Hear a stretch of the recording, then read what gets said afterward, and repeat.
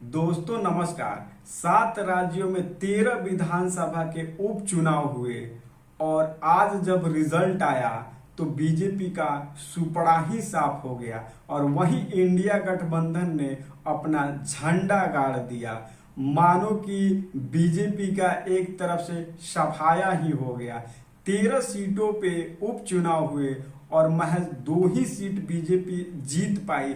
इस बात से यही साबित होता है कि अब अगले जो 2-3 राज्यों में विधानसभा का चुनाव होने वाला है उसमें बीजेपी का क्या नतीजा होने वाला है।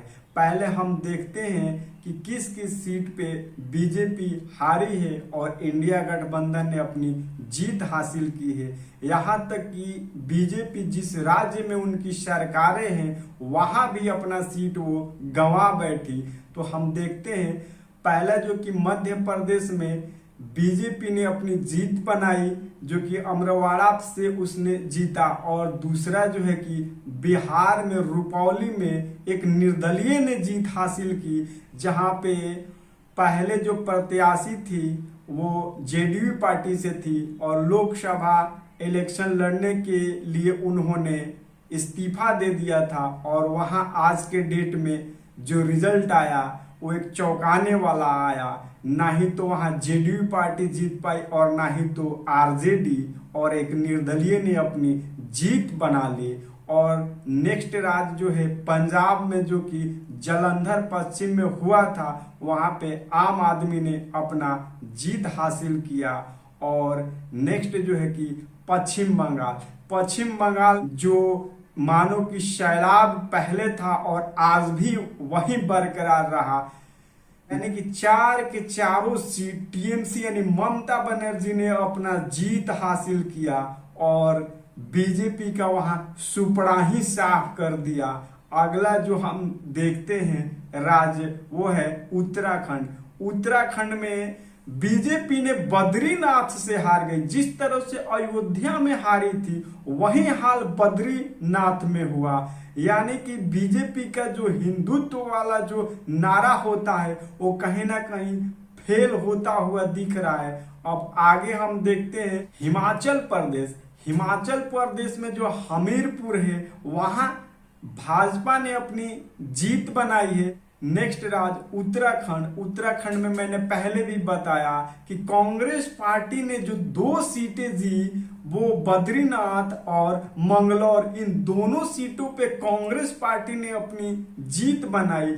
हालांकि उत्तराखंड में बीजेपी की सरकार होते हुए भी इस तरह से रिजल्ट आए ये आप और हम सोच भी नहीं सकते। जहां बद्रीनाथ की देखे तो वहां भी बीजेपी बुरी तरह से हार चुकी है। तो अब लगता है कि बीजेपी का जो गुब्बारा है वो फूट चुका है और अगला जो 3 राज्यों में जो इलेक्शन होने वाला है, चाहे वो झारखंड हो या हरियाणा हो या तो फिर महाराष्ट्र हो, इन राज्यों में भी हम किस तरह से देखें कि लोकसभा का जो चुनाव हुआ अभी उसमें इनकी परसेंटेज सीटें किस तरह से आई। यहाँ तक कि हरियाणा में बीजेपी की कैंडिडेट को तो गांव में जाने भी नहीं दिया जा रहा था और रिजल्ट जो आई किस तरह से हम लोग देखे कि बीजेपी एक तरह से और कांग्रेस में जो 50-50 की आए, लेकिन परसेंटेज दर देखे तो वहां बीजेपी खत्म हो चुकी है। तो उम्मीद कीजिए कि आगे जो इलेक्शन होने वाला है इस रिजल्ट को देखते हुए ये बता सकते हैं कि अब बीजेपी के लिए इन किसी भी राज्यों में जीतना इतना आसान नहीं है, क्योंकि बीजेपी अब जिस तुष्टीकरण की राजनीति करती थी और जिस तरह से अनएम्प्लॉयमेंट है, बेरोजगारी है, महंगाई है, ये जनता समझ गई है कि अब बीजेपी को लाना कतई ठीक नहीं है। और इस तरह से जब रिजल्ट आएंगे तो बीजेपी के अंदर भी खलबली मच चुकी है कि अब बीजेपी को किसी भी राज्य में जीतना इतना आसान नहीं है। जिस तरह से 2014 से और 19 तक एक के बाद एक उन्होंने राज्य जीता और अपना प्रचंड बहुमत से आए, जहां नहीं जीते वहां सरकार गिरा करके आए। लेकिन अब तो इस तरह से लग रहा है कि अब बीजेपी के लिए एक भी राज्य जीतना मुश्किल है इतनी आसान नहीं है और आप देखते जाइए कि किस तरह से आगे इन सब राज्यों का रिजल्ट आता है जो महज 3 महीने बाद ही होने वाले हैं। झारखंड में, हरियाणा में और महाराष्ट्र में तो देखे तो इनकी सफाया ही हो गई है। जिस तरह से लोकसभा 2024 का रिजल्ट आया, देख करके ऐसा लगा कि विधानसभा में बीजेपी का सुपड़ा ही साफ हो जाएगा। जिस तरह से अभी अभी ये उपचुनाव में हुआ है, क्योंकि बीजेपी की जो राजनीति है वो हम सबको पता है। अयोध्या में बुरी तरह से हारी और अब बद्रीनाथ में हारी।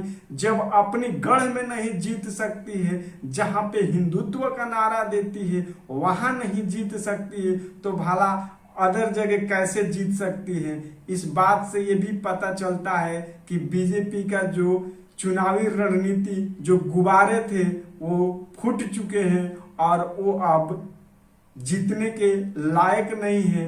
और बिहार में नीतीश कुमार का भी इस रिजल्ट को देख करके आप सोच सकते हैं, मैंने पहले भी बताया था कि अब बिहार में नीतीश कुमार का विदाई तय है। आप लिख करके रख लीजिए, क्योंकि बिहार की जनता पहले से ही मन बना चुकी है और बिहार में नीतीश कुमार की विदाई तय है। तो दोस्तों, आप सब हमारे चैनल को देखते रहिए, हम आपको समय समय पे अपडेट करते रहेंगे। यदि आप सब हमारे चैनल को सब्सक्राइब नहीं किए तो सब्सक्राइब कर ले, लाइक करें, शेयर करें, फेसबुक और ट्विटर, इंस्टाग्राम पे फॉलो कीजिए। फिर मिलते हैं, तब तक के लिए नमस्कार।